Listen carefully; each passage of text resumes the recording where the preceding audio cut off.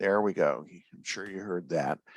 And I am going to share my screen, and I want to get to that thing there. So I'm going to share that.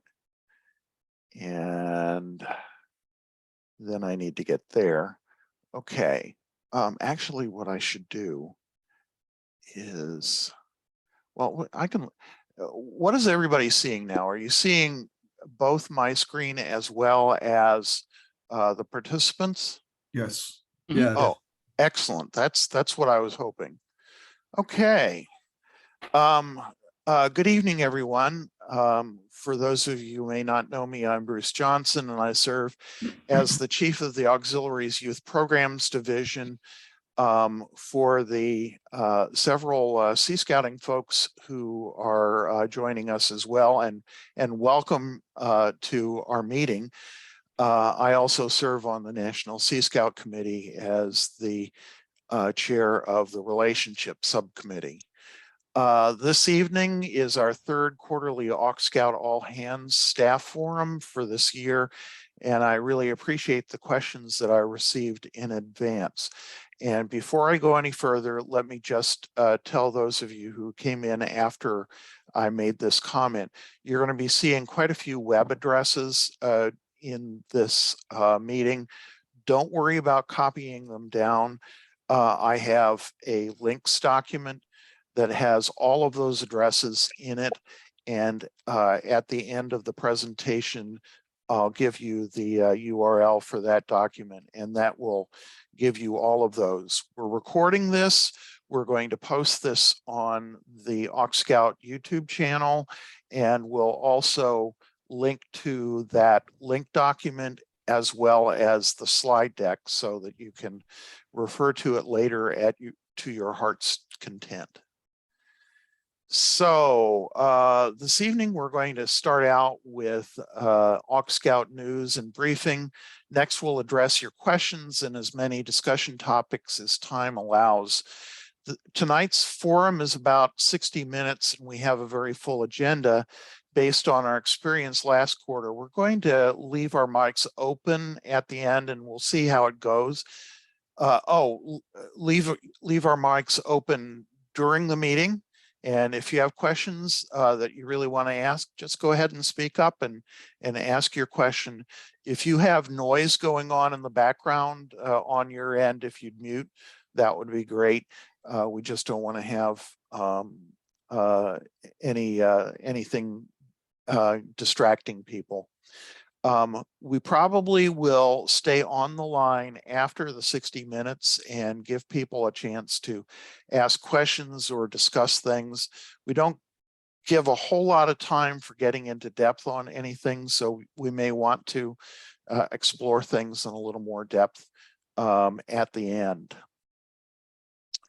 So let's start with the latest and greatest news about AuxScout in the Coast Guard Auxiliary. Here are the topics that we're going to be covering in this section: social media with John Reese, workshops with PJ O'Neill, statistics and the media media archive with Ron Blaisdell, youth programs, AuxScout staff portal and monthly reporting forms with John Michael Zimmerly, if he's able to join us this evening. We'll talk a little bit about Aux Data 2 and SOP updates and succession planning, as well as a few reminders of things you need to be thinking about. So without any further delay, I'm pleased to introduce John Reese, who is joining us this month as the Marketing Social Media Branch Chief and guru on this topic. He comes to us from the Auxiliary's 14th District, which for most of us means Hawaii. John, I'll let you introduce yourself and tell us about what you're working on in social media. Thank you very much for the introduction, Bruce. I hope everybody can hear me fine. Yep. It's a nice afternoon here in Honolulu. I know it's early evening for most of you guys. Anyway, just a quick overview of what I've been working on as far as social media goes. We do have the group Facebook account, which most of you, I believe, are members of, and is probably our strongest social media platform at the moment. I have created an Instagram account, which I encourage all of you to follow. If you have Instagram, it is at AuxScout. It's only a month old. We've got almost 100 followers now and a lot of positive engagement from both the Coast Guard Auxiliaries official social media account, as well as the Sea Scouts social media account, which have reposted some of our things on that platform as well.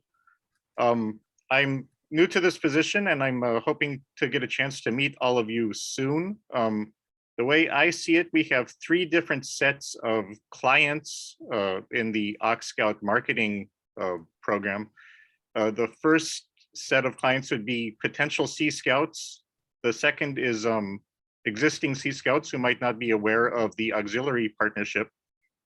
And third, and this might be our biggest, the biggest thing that we need to make inroads in, is the auxiliary itself. I don't think many people in the auxiliary are aware of the AuxScout partnership with the Sea Scouts.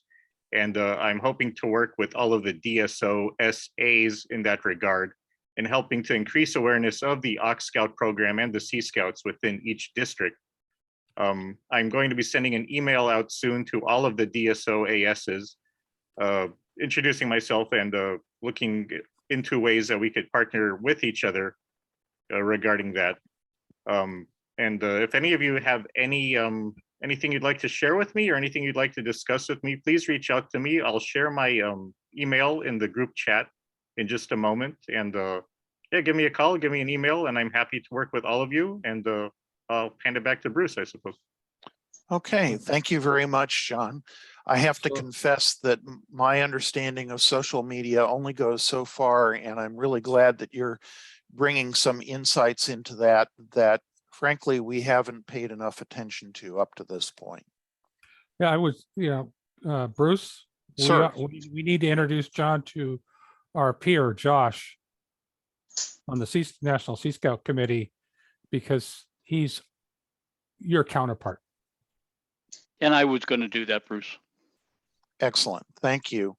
And I apologize for not having done that. An awful lot of things have been happening in the last couple of weeks. And that's not a good excuse, but if one of us will make sure that that happens. Josh is a great guy and very enthusiastic, and also is a big believer in utilizing social media to get the word out. And he's close to your time zone. He's in the Bay Area up by San Francisco. So, I've already communicated with him via email, but I haven't had a chance to speak with him on the phone yet. as long as you don't hold the fact that he's a lawyer against him, you're all right. Oh, I'm a lawyer too, so that's okay. Oh, oh, So Well, my Lord, sister- I'm working for 2 lawyers. How'd that happen? Well, another way that he could get together is if he likes to go to Star Trek conventions. Because that's Comic-Con. He'll be going He's to a Comic-Con? Okay. Yeah. Well, I'm Yeah, already it's a guy, so okay. Okay, cool. Moving along. Next up is PJ O'Neill, and he's going to tell us what's coming up in workshops and anything else he's working on. All right. Well, good evening, everyone. Our signature series is the U.S. Coast Guard Tech Talks. They are held on the 4th Tuesday of every month, 9 p.m. Eastern Time. And I'm just going to read off the topics that are coming up and let you know that I'll send out the schedule to the DSOASs as well as the Sea Scout counterparts, probably to the National Service Territory Commodores, so that the information can get filtered down to the ship level. So for our Tech Talks, July 26th, we're having all about GPS. August 23rd, paddling hazards, which is a more advanced paddlecraft topic. September and October, we have 2 topics. We're just not sure which is going to be September and which is October, but for these dates, 27 September and 25 October, one will be the basics of drones and all about the regulations. And October 25th probably will be submersible technology, as in underwater robotics. So we still need one more topic for November for the Tech Talks, but that's for the next 4 months, all about GPS, paddling hazards, drones, and submersibles. When we do our Tech Talks, we have a Zoom link, so the Tech Talk is live.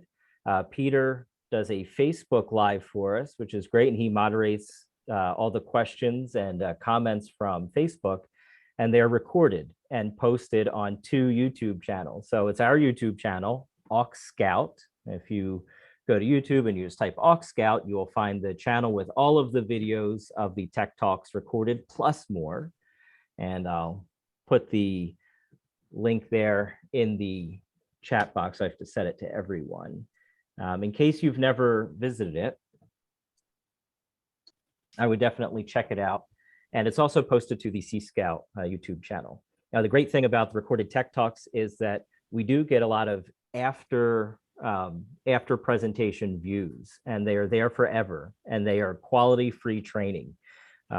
We try to find the best subject matter experts possible. For example, our August Tech Talk with Paddlecraft is going to be by Dr. Robin Pope. He has done a Tech Talk for us before, and he was the president of the board of directors of the American Canoe Association, among many other things. So we're talking about national experts often when we have Tech Talk. So when you get the schedule, I would really appreciate it if you have a AuxScout counterpart to please encourage attendance, or at least be aware that the Tech Talks are posted on the AuxScout and AuxScout YouTube channel, so that individuals or groups can view them later as training materials.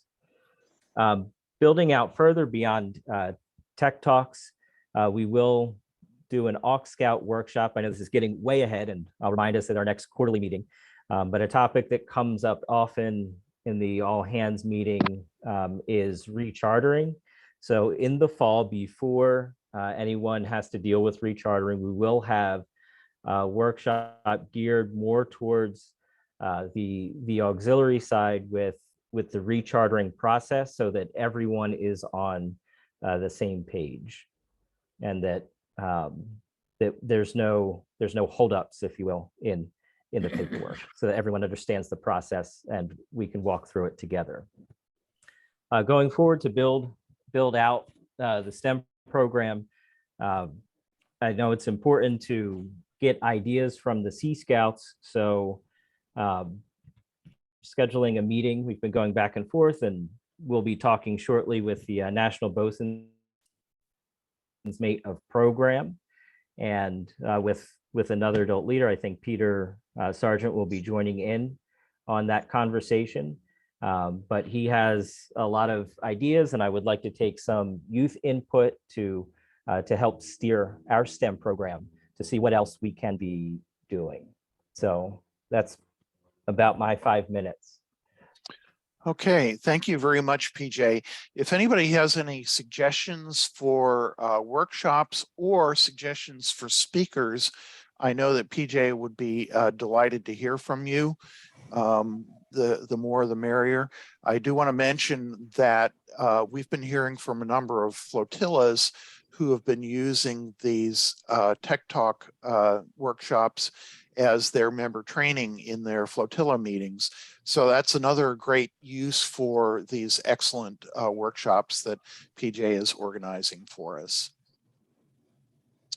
Okay, next up is Ron Blaisdell, who is going to be telling us about both his efforts with statistics as well as the photo archives. Good evening, everyone. How everyone's doing fine tonight. It seems to be 100,000 different things happening at once, so we'll try to cover both of them in succinct order. I just tossed into the chat the link for where we keep the statistical reports that you all can have access to. We really have 3 main reports that we put in there. We have the hours analysis for all of the AUXSCO operations code hours that get reported, both AuxScout 1, AuxScout 2. And we do that typically on a weekly basis, except when I'm doing too many crazy things at one time, and then it might slip. Then we have two other reports, one that we generate in the middle of the month, and that is our report on the everybody who has the AuxScout flag on their record. And that way, you know, you can take a look at that report and you can see if there's someone who should have AuxScout but doesn't. Then you can get that hopefully fixed with your DSOIS or somebody else.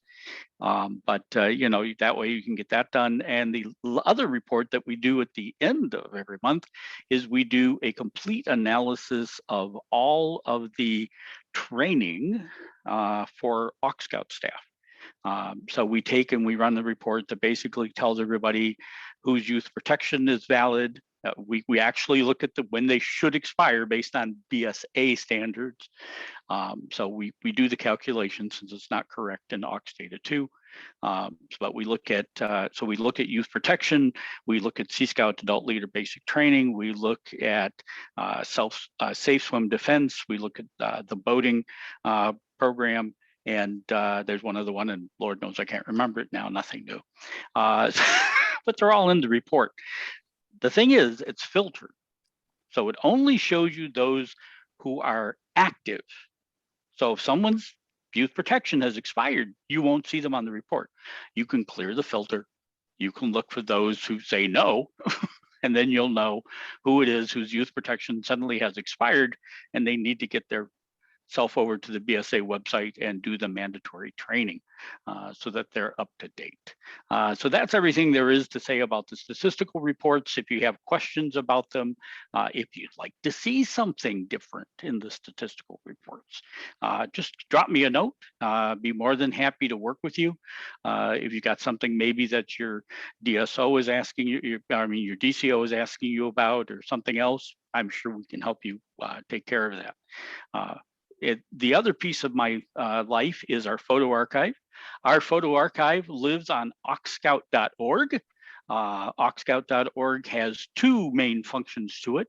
It has both the monthly reporting section, and the other piece of that right now is the media resources tab. So if you scroll down, you'll see media resources, and you'll notice in there, there's a variety of different, as you can see, 1,603 different photos and movies that exist currently in the system. And they are, we've been building out all the metadata, so it makes it much easier to search for things if you're looking for something in particular. But it's a very handy resource. The nice thing is these resources, if there's a youth involved, we have a media release that's already on file for them, but everybody's in proper uniforms, regardless of which program they're participating in.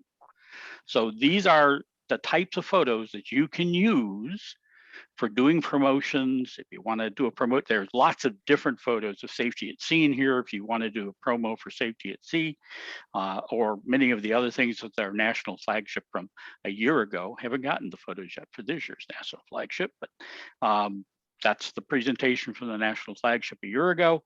So some really good photos that exist in there, and you are more than welcome to go in and use them at any time, and you don't even have to ask permission. Everyone has access to this. All you have to do is go to AuxScout.org and choose the media resources. That's everything I have, sir. Okay, thank you very much. And that's a great segue to the AuxScout staff portal, and the guru behind that is John Michael Zimmerly, who I see is on the participant list this evening. John Michael, how's everybody doing tonight? Well, Bruce and the rest of the gang, it's good to see. I just want to give you a couple quick updates. There's some things going on in the background, which I think will be pretty exciting when they come to the foreground. First, on the AuxStaff's staff resource portal, if you have not already logged in to use that portal, please do so. It's all up and running. It's ready to go. I believe every officer has a login now. If you have any challenges, reach out to me. You can email me at auxscout.org, or you can give me a call. My phone number is plastered all over all kinds of information that Bruce sends out and on all the rosters. So feel free to give me a call. If I don't answer the phone, I'm either busy or asleep. Leave me a message. I'll go ahead and get right back to you. We are not seeing as many folks using the reporting tool as we'd like. We're not sure if that's because it's cumbersome or if you just don't like it or if you're not a reporting person. Give me some feedback and let us know what you think. And we're in the background doing some things to try and clean it up, make it a little bit more user-friendly and a less cumbersome report. One of the other things that we're working on project-wise, which I think will be pretty helpful, is I've run across a fair number of questions come up with, when we're talking about what AuxScout is. And I think John Rees, you hit on a couple important points. There are scouts that don't know what we're about. There are auxiliaries that are not clear what we're about. And I know everybody on this team works their best to try and clarify those things. It's just a lot of information to get out there. And we look forward to the social media aspect of that. I'm developing a piece that will be on the front end, which is, we're not settled on a name yet, but somewhere along the lines of careers in the auxiliary. This is going to be very scout oriented. We've discovered that you really can't tell an auxiliarist anything what to do, but maybe if they see it and they think it's for scouts, they can follow along. That would be great too. We are focusing right now on 3 qualification programs that we're going to get out front. One that's near and dear to me and to scouts is the culinary assistance program. Our scouts are eligible if they are members of the auxiliary to get that PQS signed off and work as CA1s and CA2s. And I know our CA teams out here in our area would be excited to have some young blood in there working and flipping burgers and such. So we'll focus on a section that talks about culinary responsibilities and careers in the Coast Guard, in the Coast Guard Auxiliary, and on the outside. And it will also link our scouts up to some exciting stuff to where they can work on their PQS and get them set up nicely for that. We're also focusing on public affairs. Public affairs folks, they're starting to realize that our kids are great with cameras. They're great with interviews. And PA, again, is another one of those qualifications that a scout can participate in and become qualified for, just like any other auxiliary member. And this process will also work with select individuals for oral boards so that it's not a harrowing experience for our young people when they approach that. And in the last project or the third project that we're working on that will show up on the page is a bit more ambitious, and that focuses on marine environmental safety programs. And I just had the opportunity to sit through a couple PQS classes on that, and wow, the comments I got back from marine environmental safety folks and from my sector prevention people and my sector response people is they anticipate that a lot of the hours that scouts are doing now involved with AuxScout actually involves a lot of marine safety stuff.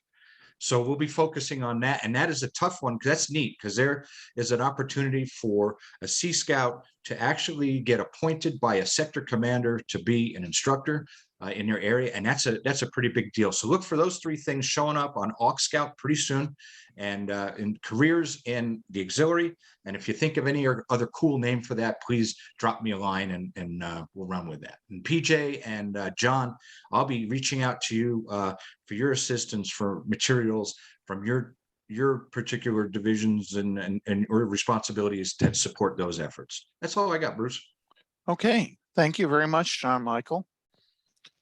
Okay. As you probably know, a new National Commodore will be elected next month at the Auxiliary National Convention, or NACON. With the new National Commodore comes a new national staff. While most of our staff will continue, a few changes will happen between now and November 1st. You probably already know, you already know about the new social media branch chief. I just received a resignation letter from Roy Bonus as the Atlantic West branch chief. His position is now open, and I'm taking recommendations or self-nominations from people who are interested in the job. If you're interested, please contact me via email or phone, and I'll be happy to discuss the job. If there's anything else that you'd like to be doing on National Youth Program staff, please reach out to me. For the DSOs, SOs, and FSOs in the audience, I hope that you're working on identifying who will eventually succeed you. I've heard from several DSOs who feel that they're overstretched. That's something that you can fix by recruiting an assistant or two and getting them up to speed a bit at a time, so that by the time you need to move on, they're ready to go and they know what to do. So speaking of NACON, this will be coming up next month in Orlando, August 15 to 21. We will be exhibiting jointly with the Sea Scouts, and what you're looking at in this photograph is the Sea Scout AuxScout exhibit from the 2019 NACON. I've been in communication with the National Service Team Commodore for that area, and we're all set to go, and I'm looking forward to that. In addition to that, we are going to be having a DSO AuxScout training boot camp on Friday and Saturday of that. The national leadership are bringing in the DSOs for that training. If you are planning on coming to NACON anyway, we will have plenty of room to include you. And if you'll let us know that you're planning on coming, I'll make sure that you're included in the pre-conference emails, because there will be some information about materials that you'll need to download in advance. So that's all there is to say about NACON, I think. So I have a few topics that we want to remind you about. Required BSA training, reporting hours, monthly reporting. I think I just heard Bart. Bart, you want to mute yourself? Monthly reporting, utilizing AuxScout social media, including YouTube, publicize what's going on in AuxScout in your district, reach out to local Sea Scout leaders and units, promote and train AuxScout at your district training conference, and knowing your AuxScout resources. As you know, the Coast Guard is serious about getting auxiliaries BSA youth protection trained. They would like everyone to take YPT, and certain jobs require it. Online training takes about 90 minutes and is very informative. From my own experience, I can tell you that I learned a lot about not only protecting young people, but also about protecting myself. So as I mentioned earlier, this URL will be in the handout that I'll tell you about at the end of the workshop here. It's painless, and you do need to take this every 24 months. There are a couple of other BSA training courses that are required by people involved in certain types of activities. If it involves anything having to do with swimming, including AuxPad, you have to have at least one adult who is BSA Safe Swim Defense trained and certified. If there is anything having to do with surface facilities, doing things with boats, an auxiliarist must have BSA Safety Afloat and CPR training.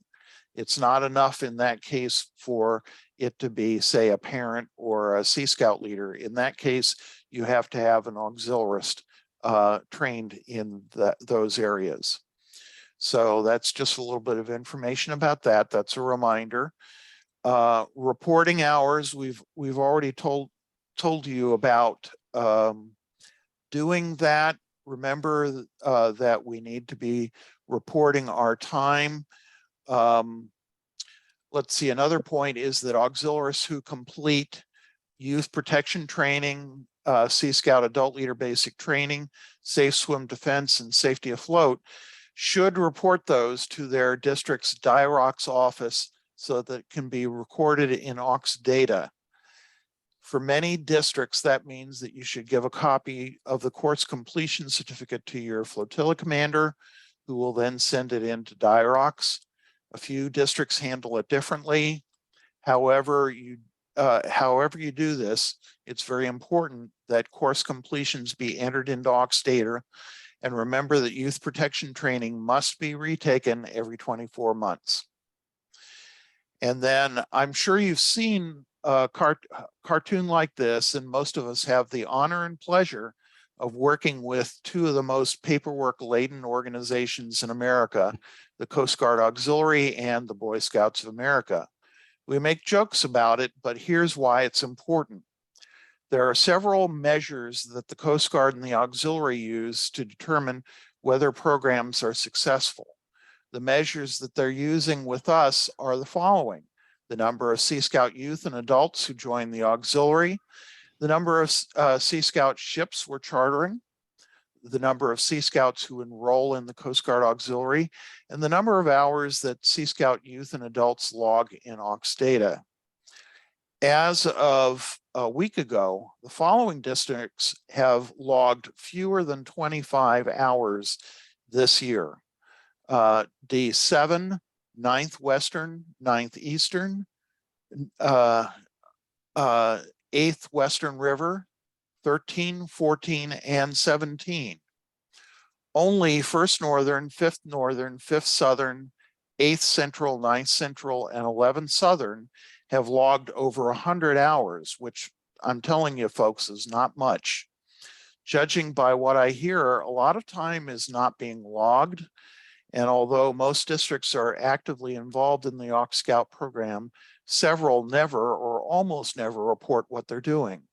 The message that sends to district commodores is that the Sea Scout program is inactive and that we're not doing much with the Sea Scouts.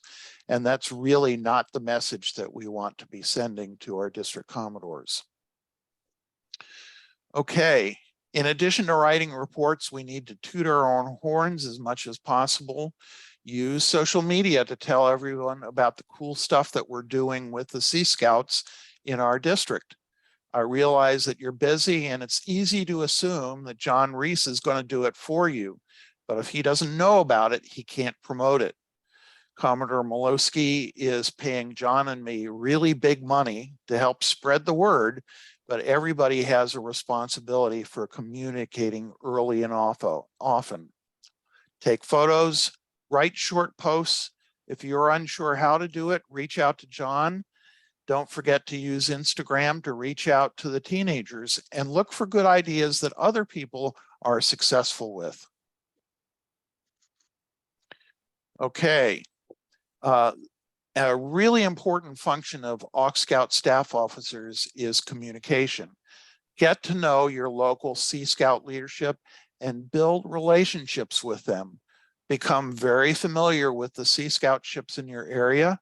You'll find that each is unique, with each with its own personality and needs. Talk to your flotilla and division leadership about AuxScout. Although some know a lot about Sea Scouts, most do not. You are the subject matter expert and the salesman for Sea Scouts and AuxScout. You'll probably find that some of our leaders will find that they're too busy to bother with Sea Scouts and AuxScout. Help them to understand that the auxiliary's future depends on working with Sea Scouts now and selling them on working with the Coast Guard and the auxiliary. The auxiliary is really hurting for members, and we need all the help we can get recruiting more younger members. And I want to particularly thank the Sea Scout leaders who are in attendance this evening. That's showing your commitment to building the bridges to us. We need to do the same with them and invite them to our meetings. If they invite you to their meetings, please plan on attending. Turning to D-Trains, most districts will be having some sort of district conference this fall or next spring. Some will be in person and some will be held virtually. If you're holding an in-person event, make sure that you have a presence there. That means holding training sessions, exhibiting the program, and getting the Sea Scouts involved in the district conference, including color guard at the banquet. If you're holding a virtual event, make sure that you offer training and maybe a session that publicizes and sells Sea Scouting and AuxScout to your district's members. Remember that most of our members don't know about AuxScout, and if you don't tell them about it, they'll never get involved. One last thought, call on national staff for help. We can present, teach, exhibit, glad hand, whatever you need, just ask us to help and we'll be happy to. Know your AuxScout resources. I'm happy to answer questions, and sometimes questions come up that really I need to be the one answering, particularly if it's policy. That said, you really need to know the resources that we already have out there. AuxB Wiki is our primary source of information about the AuxScout program, and here's the link to it.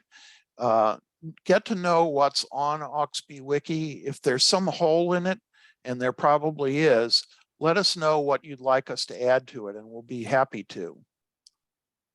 If you haven't already checked out the official Sea Scouts BSA website at seascout.org, you really need to.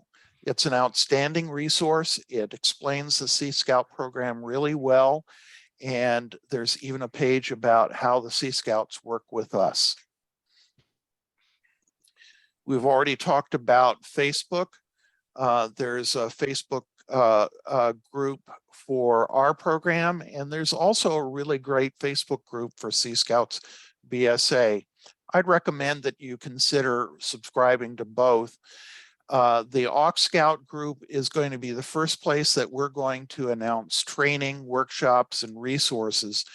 So please make a point of joining that group and checking it out on a regular basis. Same holds true for the YouTube channel.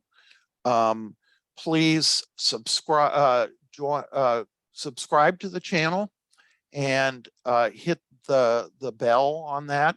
What that does is you'll get notified when there are new workshops being posted. We post between 2 and 4 new workshops every month. And this is a great resource, not only for your job, but for the people you work with and to help support the Sea Scouts. If you're not already familiar with this map, the Flotilla Sea Scout ship map shows where all of the flotillas and Sea Scout ships are in the country. You can zoom into your area and find out where the units are. If there are a whole bunch of flotillas and no Sea Scout ships, that should tell you something about the possibility of starting a ship. And the same holds true in reverse. If there are a bunch of Sea Scout ships but no flotillas, maybe that's an opportunity to help get a flotilla going. So let's turn to your questions. We have questions this evening that fall into 4 categories: starting new ships, engagement, recruiting, and everybody's favorite, Administrivia.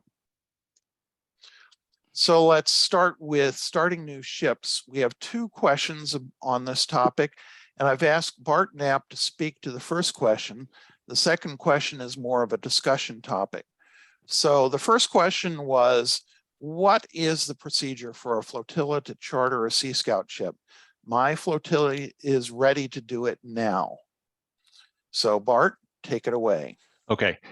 Basically, when a flotilla or a division wants to charter a Sea Scout ship, they can do it either by taking an existing ship and taking over the charter, or they charter a new ship. If they take over if they are taking over a charter of an existing ship, they will need, I will make this caveat, in any case, you need to work with your local council and your district executive or onboarding committee or whoever they want you to work with for either rechartering or, changing the charter or starting a new ship. To transfer the charter for an existing ship and keeping the same unit number, you need to have the new unit application, and that is the form there, and it's a 2022 printing, and the annual charter agreement, which is 2021 printing. You may also need to do a unit release form, and that one's been around for almost 9 years now. And then you may have some council specific forms. For chartering a new ship, or if you are going to be taking over an existing charter but changing the unit number, you're really going to have to, that's really treated as chartering a new ship. You have a new unit application, the annual charter agreement, and then you have to include all adult applications, all youth applications, any council specific forms. And while it's not listed here, also you need to send in all your YPT certificates for all your adults and adult youth. Some councils have additional forms to submit, and you need to check on that. The forms are available. There's a cscout.org new ship kit, or cscout or scouting.org resources forms, where you can find all these forms. And these are the most current forms available on those websites. Again, work with your BSA council, district executive, or onboarding committee, or whoever, maybe even the council commodore. From the Coast Guard side, once you've got all that paperwork done for the BSA, you need to send a request to the DIROCs, and this has to go up through your chain of leadership, and it can be done by email, and it can be done concurrently with the submission of the paperwork. If you are the flotilla commander, you have to make the attestation. If it's a division doing it, the division commander has to do the attestation. The attestation is the same for either one. One is that all elected officers and requisite staff officers and members needing YPT have completed the BSA YPT. You need to make sure that they are recorded in AuxData 2, and if they are not recorded in AuxData 2, make sure to send their YPT certificate with the submission. In some cases, it may not be bad just to send the YPT certificates with submissions anyway. You have to attest that the local BSA council. Oh boy. Sorry, that was my typo, sorry. BSA council has expressed approval for the BSA charter. And one very easy way of doing this, of understanding that they have, is when they assigned you, when you submit your application to BSA, they will generally assign a unit number to that application, or you can request a unit number. You need to also include a roster of the ship's adult leaders and a roster of the ship's youth. With the youth, just first initial, last name. And again, include any YPT certificates for auxiliaries not yet input into AuxData 2. From here, if you are a flotilla and you're doing as a flotilla commander, you need to send this request up to the division commander. Division commander needs to sign off, send it up to the district captain. District captain needs to sign off, send it up to the district commodore, who then forwards it to DIROCs for approval. On the division side, you take out the flotilla commander. The division commander gives it to the district captain, who approves it and sends it up to the district commodore, and then to DIROCs. Now, that's the general thing. The actual way this is handled can vary from district to district. Check with your SOAS or DSOAS for any district-specific requirements. Okay, thank you very much, Bart. And one more thing that I want to remind you of, we track all of this. The DSOAS needs to be kept in the loop, and so does Bart. so do Bart and I. We maintain a spreadsheet of all of the auxiliary sponsored Sea Scout ships. We also have a separate spreadsheet for the flotillas and divisions that are working on organizing a Sea Scout ship. That gives us an opportunity to give some encouragement, and if there are things that are getting in the way along the way, we can take corrective action to help nudge things along a little bit. Okay. The second question, I'd like ideas about restarting a lapsed ship now that most of the members have moved away. We have resources, including equipment and money, and we're still interested in chartering a ship. We have a little bit of time now that we can talk about this, and we can stay afterwards and talk some more. Would anybody like to wade into this?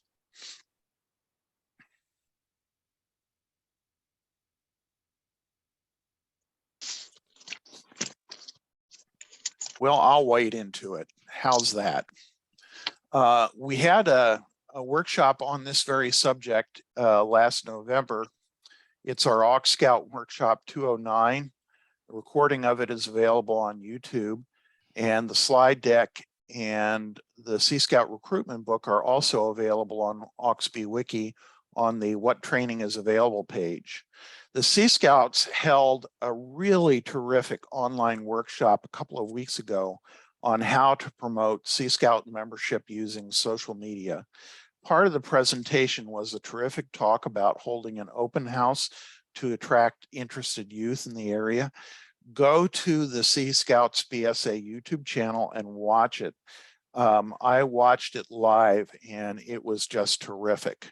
And I've heard from a number of you who are struggling with how to reach additional youth to get new ships going. There are great ideas in that workshop, and you will learn a lot, and they're really not difficult to implement. Did anybody else want to add anything at this point to this topic? Yeah, Bruce, this is John Michael, if I could for a Sure. second. Sure. You know, this sometimes I think with flotillas in particular, this gets a little bit confusing, and maybe even seems burdensome. They're you know, have the challenges of doing the recruiting and retention for their own flotillas, and I think sometimes adult leadership in the Sea Scout program feels like that they are responsible for doing all the work. When it comes down to the operation of a Sea Scout ship, and this doesn't matter whether it's auxiliary chartered or the church chartered or some other social organization chartered, the responsibilities laid out for recruiting and retention really fall on the youth. And it's kind of a natural responsibility in that if the kids are having fun and they're enjoying program, they're going to invite their friends to and come along and hang out with them to do these programs.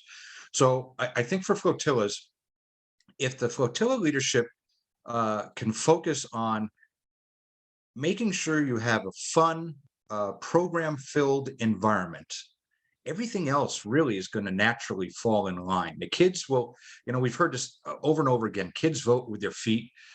If they're having a lot of fun, they're not going to go anywhere else. They're going to want to hang out with the people that they feel safe with, that they enjoy spending company with, spending time with.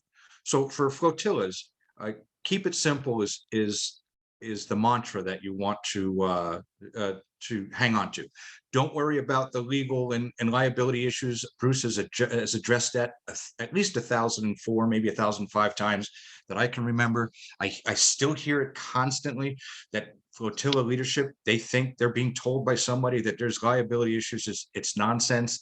We've got that covered, and Bruce has got that covered. If you have a question, please drop a line to him. Finances. A flotilla does not finance the Sea Scout ship. Sea Scout ship finances themselves. There may be some upfront costs in the beginning, $100 to charter a ship kind of thing. But after that, and once a ship gets rolling, it gets rolled into the Sea Scout ship's finances They raised the money according to BSA standards. And those are laid out really clear for all of us. And we really put the kids to work. They want to do this. They want to do the fundraising. They want to do the recruiting. They are the masters of their program. We need to accept the responsibility of smiling a lot, supporting their efforts and program, and getting out of their way.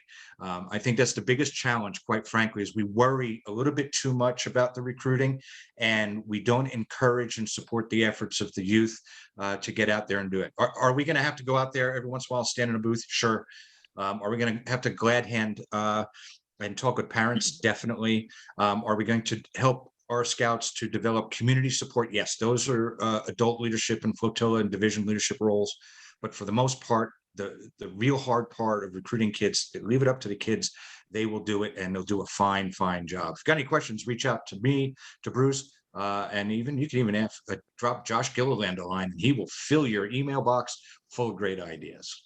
Yep, That's all I got. absolutely. And while we were on the topic of money, there was a question that came in just before we got started about Sea Scouts who joined the auxiliary and what policy there is on auxiliary dues. The answer is there is no policy. The dues are not waived nationally, but any flotilla or division or district can choose to waive their portions of the annual dues. So for example, Sea Scouts in my flotilla have the flotilla dues waived. Our division waives Sea Scouts dues in the auxiliary, and 5th Southern waives Sea Scout dues.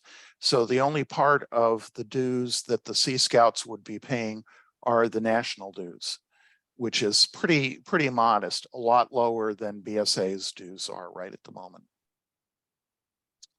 How do you Okay. get those waivers? I mean, I can understand flotilla. How do you work it up the chain?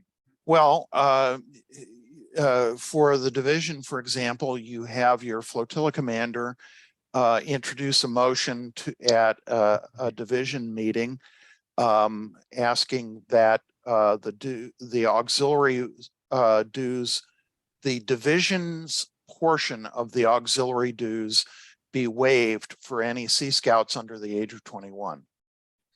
And that's what we did in our division. And in our division, we have, I think, about 10 Sea Scouts who are members, and the division sees that as a really great bargain. We're getting more younger members out of this who can get stuff done. So, and the same holds true for waiving the district's dues. You just get the division commander to introduce a motion at the district board to make that a policy. And Bruce, yeah, you know, the fees that we were paying to nationalize, Bruce said it, I mean, that fee is set. But I think if you get your flotilla leadership and division leadership in particular to recognize that it's not even really a loss leader in this case, they wouldn't have been collecting this money in the beginning anyway, and still would had kids, you know, potentially involved with them. So it really is a great way of introducing the program and giving the kids a little bit of a break. And their parent, you know, to tell the parents there's one more fee, you might discourage a few folks. Our division is similar. We waive the fees all the way up until they're 17 years old, when they could normally be a member, and then we only charge half from 17 to 21. So it's a little teaser that we throw out there. And you know, when we brought it up to flotillas and division, nobody has an issue with it, and our district's even considering it too, because there's really no money lost on that. Right. Okay. Thank you. Let's move on. The next topic is engagement. We received 3 questions that relate to engaging with Sea Scouts and encouraging interaction. The first question, I suspect several of you will be able to answer. Can we gather all of the Sea Scout ships in our area for a rendezvous on the Eagle or possibly another Coast Guard ship where all of the teens could meet one another and possibly engage in fun, educational, or physical competition. Anybody want to leap in on that one? Sure you can. Yes. They're doing it up in, they call it the Tri-State Training Committee, which is Northern Jersey, New York, and Connecticut. And they do it all the time, all year long. Frankly, it's happening all over the country. We could be hosting regattas or rendezvous for the Sea Scouts, hold safety at sea events. That really is a great way to do it. You could ask the local Coast Guard to allow you to host a quarterdeck training session at the local facility. I even led a quarterdeck training weekend aboard the Eagle a number of years ago. So yeah, there are all kinds of opportunities.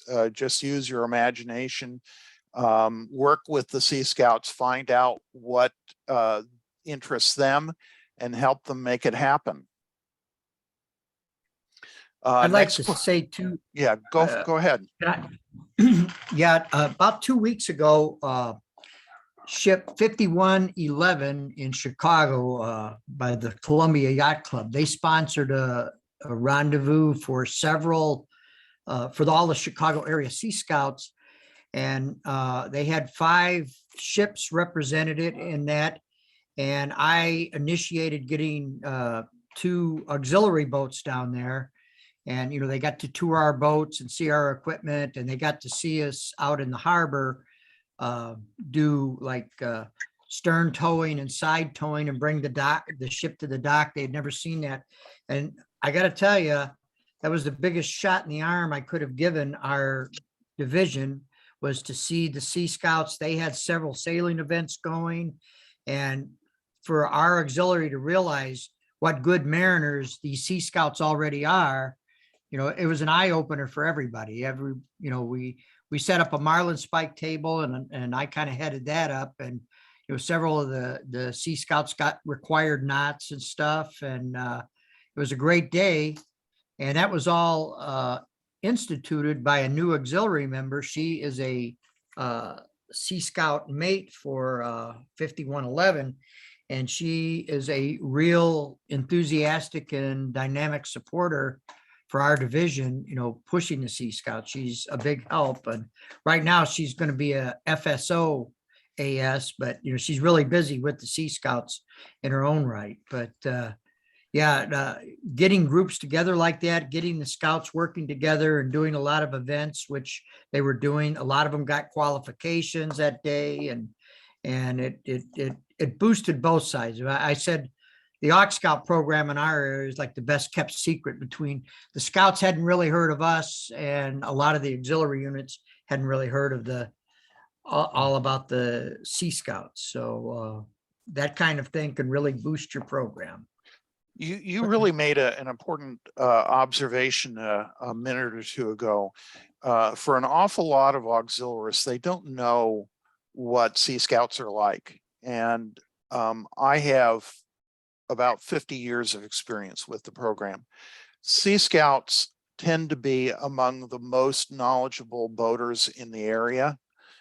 They certainly are more knowledgeable on the Chesapeake Bay than 80 to 90% of the boaters.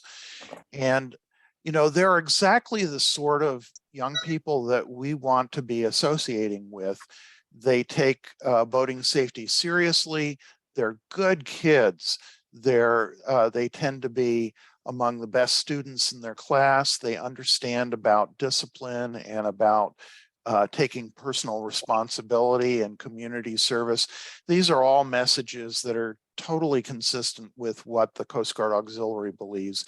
Getting our people together with the Sea Scouts and looking for ways to do things together can only bring positive benefits to both organizations. And this question is actually kind of a repeat of the last one. Yeah. One thing I wanted to mention, though, any of the activities that we're talking about, make sure that you make them hands-on. The kids don't want to just be talked at. they want to have an opportunity to do things. So whatever you develop with the Sea Scouts, make sure that it's something that they are actively involved in, and they're not just being talked at or lectured. They get plenty of that at school during the week. They don't need it from us. But also remember to always have a table so that you can also recruit those Sea Scouts into the auxiliary. Mhm. And you might want to encourage the Sea Scouts to bring adult leader applications to that event, because maybe some of our auxiliaries would be interested in joining a local ship. We had a question. I'd like to hear how AuxScout staff officers have made direct contacts at various levels in the BSA hierarchy. Success stories would be nice. Let me begin by saying I send out at least once a month an update to the contact list that has the current DSO ASs, the district AuxScout leaders, the national staff, as well as the NST Commodores. And I need to remember to include Peter Sargent so that he can get to the NST Commodores. That's particularly useful at the district level or the National Service Territory level. You should reach out to the local ships as well. Yeah, I would also encourage, and you'll all excuse my lack of the structure question, but your local auxiliarist leadership should potentially not only reach out to the local council commodore, BSA council commodore, which is the senior most Sea Scout volunteer in the council, but potentially reach out to what they call the council key 3, which is the council president and the council commissioner and the chief and the council scout executive, just as introductions, just so they know who you are, because they can open a lot of doors for them and they may not know you're there. In fact, it's probable that they don't know about the Coast Guard Auxiliary. And part of what we're trying to do, how many people know what the Coast Guard Auxiliary is outside of the Coast Guard Auxiliary? I would venture to say that not all that many do. And the Boy Scouts of America is the largest youth serving organization in the country. And this is a great way for us to be promoting ourselves to a very large national organization. And if you haven't already done so, reach out to your NST Commodore. There are a number of new NST Commodores. The fact that several of them are on this workshop should tell you something about their level of interest in what we're doing. Does NST stand for? National Service Territory. Okay. For those of you who may be tuned in to BSA Speak, it used to be that the BSA had 4 regions, and before that 6, and before that 12. Well, the 4 regions went away, and there are now 16 national service territories, and it would be really wonderful if the 16 national service territories were the same as the 16 Coast Guard auxiliary districts, but I'm sorry to tell you they aren't. There are a couple of NSTs and districts that are exactly the same, but the rest aren't. And our friends in 8th Western Rivers have bits and pieces of 8 of the 16 NSTs. So that'll make their job especially challenging. I just threw in this photograph here because this was a photograph of Charlie Worcester, then National Commodore, and Commodore Washburn, who was then the National Commodore of the Auxiliary, at about the time that we signed the MOA of the agreement. Of course, that's a loaded picture. Bruce, Yes, given who Charlie used to be. Right. Well, Charlie was a retired Coast Guard Vice Admiral. I think it's kind of interesting that this photograph was obviously taken at a U.S. Power Squadron meeting. Yeah. But I was hoping, yeah, anyway. So recruitment. How do flotillas make Sea Scout auxiliaries feel welcome and help them become active in the auxiliary?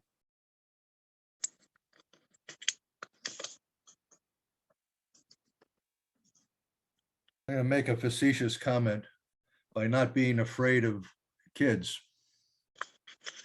Well, that's actually not so facetious. I think I there know. are a lot of auxiliaries who are afraid of kids. I think if you take youth protection training and if you take Sea Scout adult leader basic training, that'll give you a good basic understanding of what the program is and who Sea Scouts are and how to work with them. Hey, Bruce, So, yes, sir. one thing, and you keep calling them kids, the one thing that they all, when I've talked to Sea Scouts, they prefer to be called youth, not kids. You're absolutely right, and my apologies. Fair enough. Well, it comes down to, if you think of them as kids, other auxiliaries will think of them as kids and not youth. And we're looking for youth. Well, how do people get Sea Scouts who have joined the auxiliary engaged? Make them feel part of it, give them responsibilities and expect them to measure up to those responsibilities. Sure. What else? Mentor them. Right. What Give else? them a mentor. What else? Involve them in the actual activity so they're having fun. Test. Absolutely. What else? Train them. Test. Okay. What else? Talk with them. Yeah, talk with them. that was the thing I was really hoping somebody was going to say. I don't know how many of you have had this experience. You go into a flotilla meeting and there are 2 or 3 groups of people who are talking to one another. And if you are visiting a flotilla meeting, you are totally ignored. Ever see that happen? Mhm. Yeah. Well, Yep. imagine if you are a 16-year-old and you're visiting a flotilla meeting where the average age is somewhere just short of 95. I'm being a little facetious, but you get the idea. If nobody is talking to them, are they going to want to get involved? I wouldn't. I have So, to tell you, most flotilla meetings are not the most exciting place to be on some nights. yeah, well, that's another issue. I Yeah. can't, I have served in leadership positions up to the district captain level, and I've attended many flotilla and division meetings that are death on wheels, that they are just business meeting. They could have been done remotely. They probably could have been phoned in. An awful lot of them don't have any member training. There's not even any socializing going on. But And anymore, since we started doing the Zoom meetings and stuff like that, it's getting harder and harder to get people to physically attend the actual meetings. Now that we're getting back, they feel more comfortable at home in front of the computer screen now. So yeah, we certainly have experienced that in our own flotilla, and people are also using the excuse of gas prices. yeah. I think the truth is that a lot of people are still a little leery about COVID and are reluctant to get together with people. And it's going to take a while for people to get past all of that and get comfortable with coming to meetings. But the 3 things that I put down in my notes in answer to this question is talk to the scouts, get them involved, offer your help, and really mean it. Take an interest in them. That can make all the difference. Bruce, if I We'll could talk about- interject real quick on that. Sure. One of the things that you could do is we've had the same issue a little bit with folks that are not wanting to get involved in person anymore. We make sure now that we use dial-up so that the signal's really bad for the flotilla meeting and encourages people to get there. But no, in all seriousness, one thing that you could really do with the Sea Scouts, and they seem to really enjoy, is every part of a business meeting, should be 5% business and 95% social and gathering. That's our purpose there. Invite the Sea Scouts to be the host and to present the program for that flotilla meeting, the training program. Right And I'll on. tell you that you'll not get a more welcoming feeling than when you're invited to actually present the program for, as the guest. So I would strongly encourage, these Sea Scouts have got a lot to teach us, an awful lot. I would strongly encourage having them come in, even if they present to us a Sea Scout training thing, something that covers just their advancement, that has little to do with us, it's not very auxiliary oriented. Give them the opportunity to teach us something, and that'll get them deeply involved in the program. How about a nice marlin spike for it? Yeah. So Well- one of the things that you can do, we're here and we're lucky. We have the St. John's River Base here in Jacksonville, Florida. And one of the things that you could do if you have kind of the same situation that have access to a local scout camp is use your social gathering and do it at the Sea Scout base or at the scout camp along with the Sea Scouts, and have an activity day with the Sea Scouts, an on the water activity day, as long as you have the adult leadership that is trained to do the on water activities, then by all means, and get involved that way.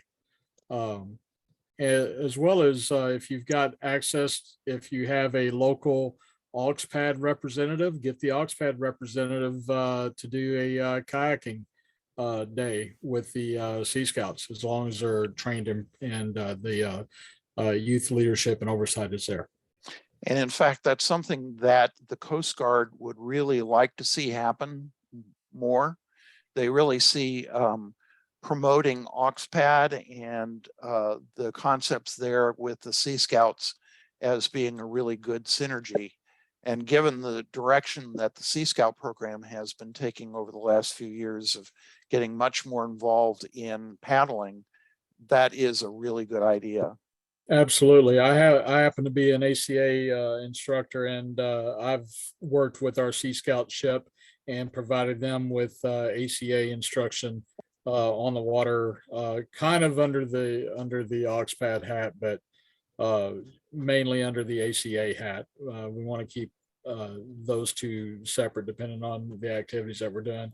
And PJ O'Neill has an excellent speaker for his tech talk that's coming up on AuxPad. Dr. Robin Pope is an excellent instructor as well. And PJ, I'd like to touch bases with you on on your tech talk for the underwater submersibles too. There's a program out there that's sponsored by the Navy, Office of Naval Research under RoboNation.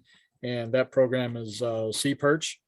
It's a great ROV program. So I'd like to touch bases with you after this meeting, if you don't mind. That'd be great, Charlie. And I have heard of Sea Perch, so it'd be nice to get your take on it. Yeah, I I'm think- the regional director here for Sea Perch. So Okay, and I think Craig Burkhardt had his hand up. Yes, I just had a couple of very simple, practical things to share. I'm a skipper of a division-sponsored ship that has 41 members, and it's only been going for 14 months. So we're going to be discovering very soon what our strategy is going to be on getting the young people actually into the auxiliary. But a few things do strike me.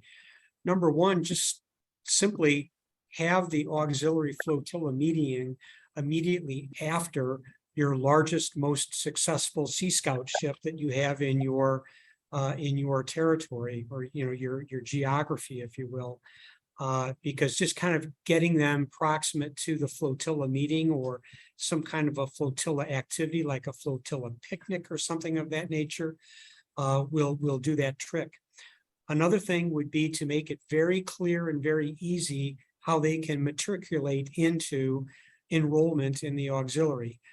For most of us, if something's going to take 3, 6, 9 months to kind of process through the kind of the auxiliary onboarding process, like it happens sometimes, that's kind of a disqualifier to a young person. So I would have your flotilla staff officers or division staff officers really on point to get these people BQ'd as quickly as possible. The third thing that I would suggest as a practical thing is uniform expense. To me, it strikes me that the new alternative auxiliary uniform is the answer to that. That these young people who are not necessarily interested in buying all this expensive $500 uniform bag, if I just ordered one myself just to find out what they look like. So for $52 or whatever it is, they can more or less have an auxiliary uniform because they've already got blue pants and all they got to do is get a new hat. So those are just some practical things that I know that we're going to be trying in SHIP 25 here in the District of Okay, thank you, Craig. Let's move on to Administrivia. These are really policy questions, and they really don't limit you. You just need to know how to deal with them. What positions can Sea Scout auxiliaries who is under 18 hold? And there were some examples: boat crew, food service, AuxPad, and so on. And let me begin by saying that any Sea Scout auxiliarist who is at least 17 can do anything that any other auxiliarist can do. There are no restrictions at all and no special rules for them. So what I'm going to say only relates to Sea Scout auxiliarists who are 14 to 16. First off, younger Sea Scout auxiliarists can take any training offered to any other auxiliarist. The only limitation is that for sea schools, they can only attend those that are local to them. So if the sea school can be easily driven to, then they can attend. If they have to fly, the sea school isn't open to them. But that really isn't much of a limitation. They can work on qualifications for any PQS open to any auxiliarist. However, they can't earn any qualification that involves being a mission commander. So while they can qualify as boat crew or air crew, they can't qualify as coxswain or pilot. That doesn't mean, though, that they can't train to fill those roles. They simply can't complete the qualification process.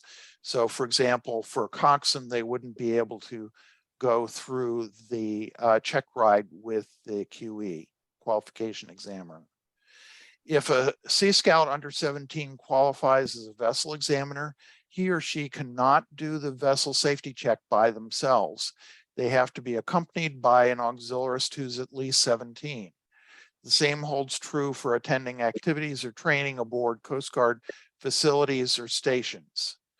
Sea Scout auxiliarists under 17 can be appointed to be the flotilla secretary, FSOSR, without DIROXA waiver. They can also be appointed the communication services, CS, public affairs, PA, or publications, PB staff officers, but you have to get a DIROX waiver. There should be no problem getting that waiver, though. They're not eligible to be appointed to any other FSO positions, and they can't be elected to any flotilla or division elected offices until they reach their 17th birthday. Any Sea Scout who isn't an auxiliarist who is under 18 can attend any auxiliary unit meeting or activity as guests of the auxiliary. If they're under 18, they have to be accompanied by a parent, guardian, or a person in loco parentis consistent with BSA youth protection rules. Bruce? So, yeah. Bruce, just point of clarification for me. Is this, I'm going to use the coxswain example you used just a minute ago. This is like the driving test conversation that says as soon as they turn 17, they can take the examination and be Exactly. qualified. Okay. Right. So let's say that I'm 16.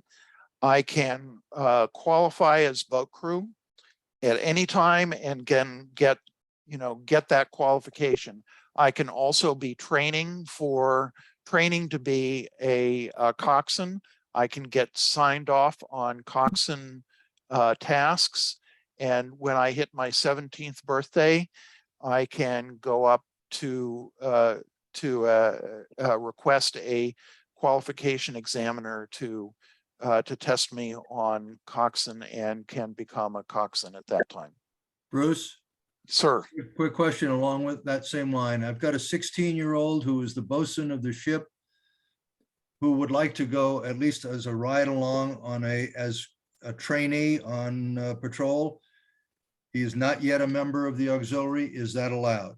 Yes, it is. What you have to do, though, is when you request the orders for the patrol, you need to include in the request a note that you want to take a Sea Scout as a guest on the patrol. And then it will be up to the order issuing authority to say yes or no. Was it just is it just the Sea Scout, or is it the in local parentheses? Well, If he's under if he's in the youth protection age. Anytime you take a non-auxiliarist on a patrol as a guest, you have to request permission from the order issuing authority. That's done when you request the orders.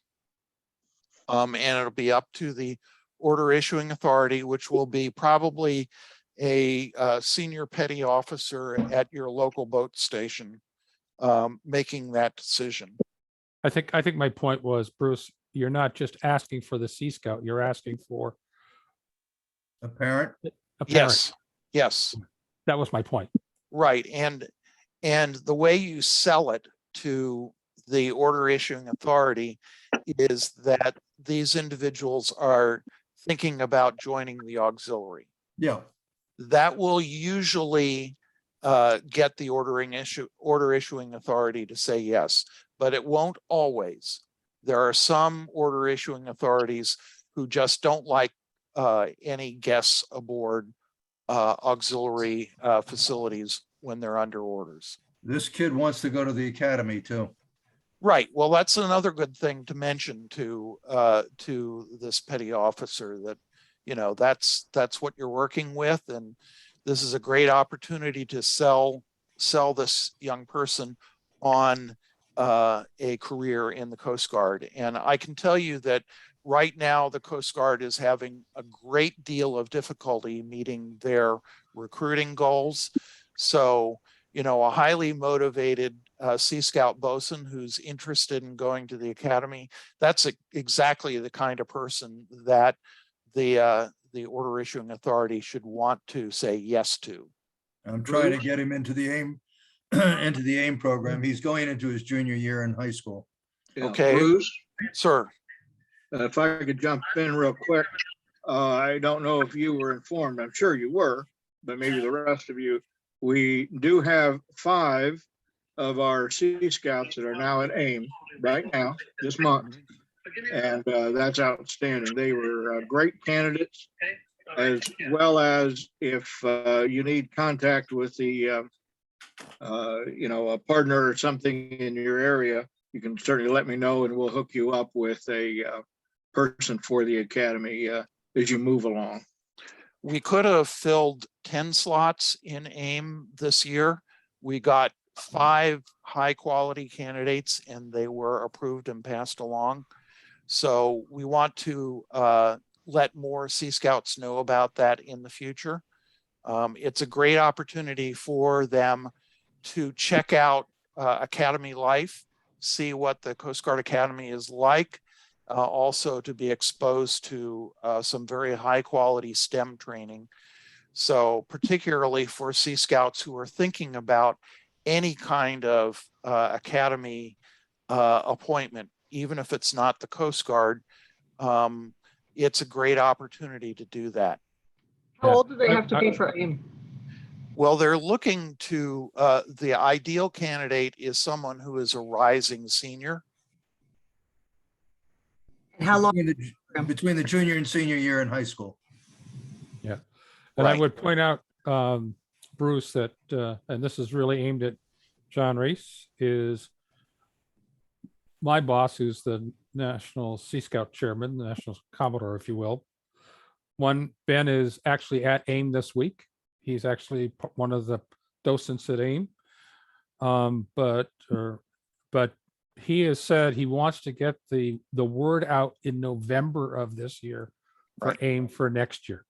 We have been doing historically, and I say collectively, we have been doing a terrible job and waiting until way late in the cycle to get the word out. So Yeah, part of the problem is that the Coast Guard Academy is late in getting AIM information out, and we've been waiting for the exact details to come out. There's no reason why we have to wait to quite that point. We can be getting the word out earlier so that people can start thinking about it.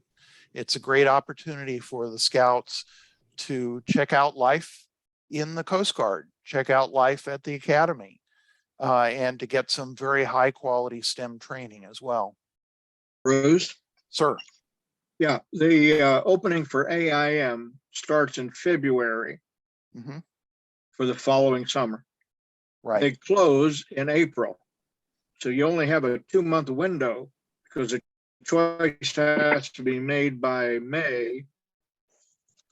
And then they are fulfilled in June, and then they kick off in July. Also, there's another opportunity with that they may not talk about, and that is that they are having a virtual AIM, which is a number 4 month during the month. So really running three on campus and then 1 virtually. So Yeah. that will run, Right. well, I think they got about 500 kids or something like that. yeah, So, I mean, but- I think we understand that when they open it up, I think what I know Bruce and I and Ben have talked about is getting the list put together sooner of viable candidates. Right, Right. because what we do, and we work jointly with the National Sea Scout Committee to identify what we feel to be high quality candidates for this program so that they will represent the Sea Scouts well, and that they that they are a good fit for this experience. So they apply to a committee that is jointly appointed by AuxScout and by the National Sea Scout Commodore. Right, Bruce, as you know, I'm on that committee. Right. Right. So, yeah, that's why I know that they're outstanding people. Right. Now for the Academy, they have an early enrollment starting in August and they close in October. So then they open it up to the general move for the following seniors that year. But I recommend that they have that all done by January of the year they're graduating. Right. Okay. Thank you. We have another question. We have a great opportunity to make a presentation to our local Sea Scout ship. Do we have to have a female AuxScout staff officer for any interaction? And the short answer is no.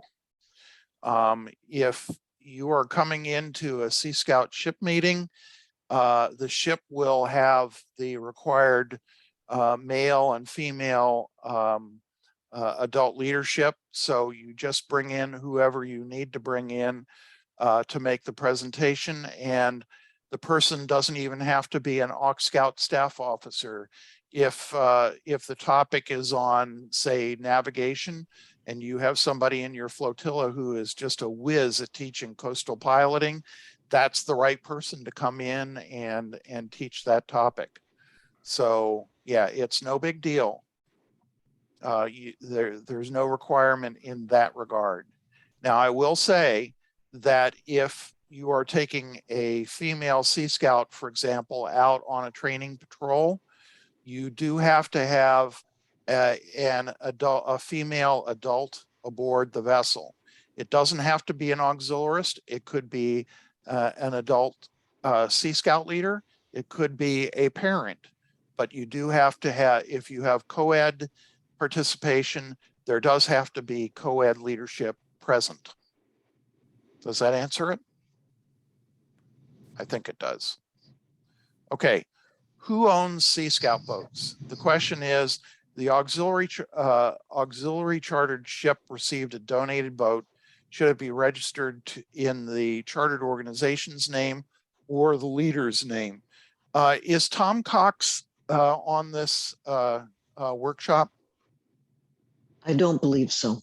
Okay, Tom answered this in writing, and it was just about as close to perfect as I could think of. Tom is the Assistant District Staff Officer for North Carolina and is a long-term both auxiliarist and Sea Scout leader. And here's his answer. Adults move in and out of a Scout unit on a regular basis, so that should not really be a good option. Second, the Sea Scout ship is chartered by BSA to the auxiliary, which in this case is the chartered organization. That means that the unit belongs to the chartered organization, which whether it's the flotilla or the division, and therefore all assets bought or donated belong to the flotilla or division. The Scout unit, however, is in control of the assets and responsible for their maintenance and care. The Scouts always leave things better than they're found. I'd put the asset in the name of the chartered organization and let them pass the bills on to the ship as they come in. How money is handled between the ship and the chartered organization is another conversation that I'd be glad to have with anybody at some other time. So does that answer the question? You really don't want to put the ship in the name of the leader because as Tom says, leadership comes and goes, and the property belongs to the chartered organization, which in this case is either the flotilla or the division. One question on that. Sure. How does that jive with the auxiliary association type of thing? They always said donations have to be, even if they're to a specific flotilla, they have to be funneled through the auxiliary association. That's correct. If a boat is donated to the ship, what you're going to have to do is to have it pass through the Coast Guard Auxiliary Association. That's why I wish you take it down. They can handle that. They know how to handle that. You know, donations are made to flotillas and divisions all the time. They can't receive those directly beyond a certain dollar figure that is not in my head right at the moment. But you have those directed to the Coast Guard Auxiliary Association, which then can pass it through. The reason for that is that the Coast Guard Auxiliary Association is a 501c3 corporation and is legally qualified to take donations like that. Your flotilla is not. Bruce, Sure. if you remember, I was in the association at that time trying to set up a path for donations to flotillas. Uh-huh. I've been out of it now for a few years. I don't know what Vin has done with it. Check with Doug Cream on that issue. Okay. It can be a pass-through through the auxiliary association. But if it becomes property of a flotilla, it's actually going to become a Coast Guard vessel. And the Right. DIROCs would assign a number to it. You've got insurance issues involved. There are at least two insurance companies that will insure those vessels beyond what, you know, you don't get liability stuff because that's supposedly covered by the Coast Guard. But it can be a complicated issue. Let me, he's referring to the auxiliaries chief counsel, Doug Cream. Let me consult with him and I will get back to everybody with what he has to say on the subject. Okay. Bruce, if I may, Yeah. I am involved with the Auxiliary Association. Dan Paisley is the standard Yeah, general he's- counsel now. He's the new general counsel. He's the new general counsel. And Susan Heyman, who is just retired from the Coast Guard. She was actually the Durox for 8th Western Rivers and 8th Central. She No, is the 80s. chief of, and she's the chief development officer now. So she would be the person to speak to. And I know Susan's been working on this because guess who's been working with her on this? So, Okay, could I leave it up to you, Ron, to follow up with on this subject and get back to us? sure, not a problem. I can do that. I'll talk with Susan and see. I'm 100% certain we're all set for that, by the way. Okay, So Ron, I'll give you a call. sounds good. okay. All right, we have run way over our hour, and I hope that this was time well spent for you. The links that you saw in this workshop are at tinyurl.com/AuxScout-2022-07. It's on your screen right now. I really appreciate everybody's efforts on behalf of the Sea Scouts and the AuxScout initiative. You really make a difference. Your enthusiasm will help to build a stronger Coast Guard auxiliary with more younger boaters involved with than ever before. And of course, we're doing this for the Sea Scouts, but we're also doing it for ourselves. So I'm really proud to be working with you, and please let me know how I can help you. And if everybody has had a chance to copy down that URL, I'm going to move on to my very last slide. Thanks for joining us this evening. I hope this is time well spent for you. If you have any feedback on how we can do this better, please don't hesitate to write to me and let me know what you think we did well and what you think we should do differently that will make it more useful to you. Our next quarterly all hands staff forum would, under normal circumstances, be the second Sunday of October, but our daughter, who is a former Sea Scout, will be getting married that day. So it will not be on October 9th. Sorry to tell you, we'll be thinking of other things. So this is going to be on October 16th at the same bat time, same bat channel. We will stay on for a little while for anybody who has questions or topics that they want to talk about. I'm going to stop sharing my screen. And did you stop the recording too? Yes, Bruce? yes, I Okay. want to stop the recording.